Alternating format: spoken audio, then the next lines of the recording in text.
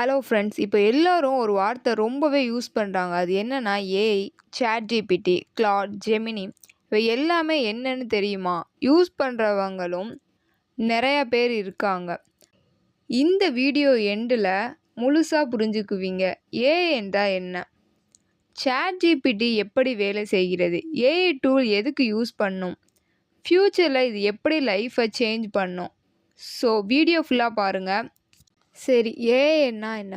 ஏஐனா artificial intelligence. சிம்பிளாக சொல்லணும்னா human மாதிரி யோசிக்கக்கூடிய கம்ப்யூட்டர் சிஸ்டம். இது என்ன பண்ணும்? கேள்வி கேட்டால் பதில் சொல்லும், கண்டென்ட் எழுதும், இமேஜை உருவாக்கும், ப்ராப்ளமை சால்வ் பண்ணும்.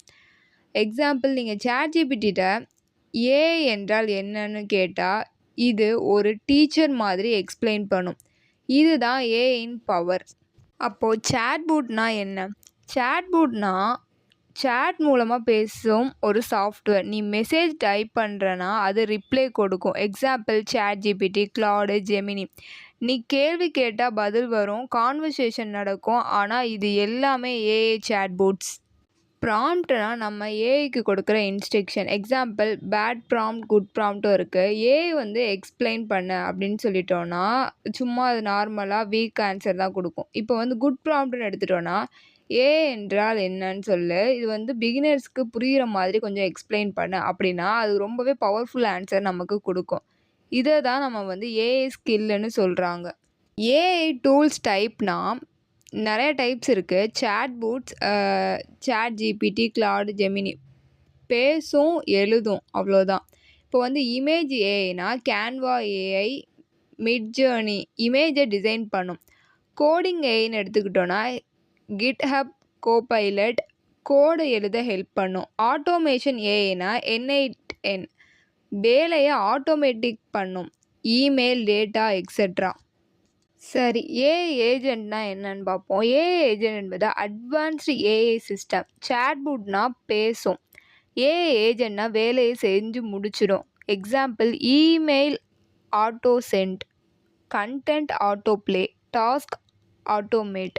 ஏஐ ஏஜென்ட்னா ஒன்றும் இல்லை, வேலையை செய்யும் ஏஐ அசிஸ்டண்ட். ஃப்யூச்சரில் இதோட இம்பேக்ட் எப்படி இருக்குன்னா, இனி ஏஐ இல்லாமல் எந்த ஃபீல்டும் இல்லை.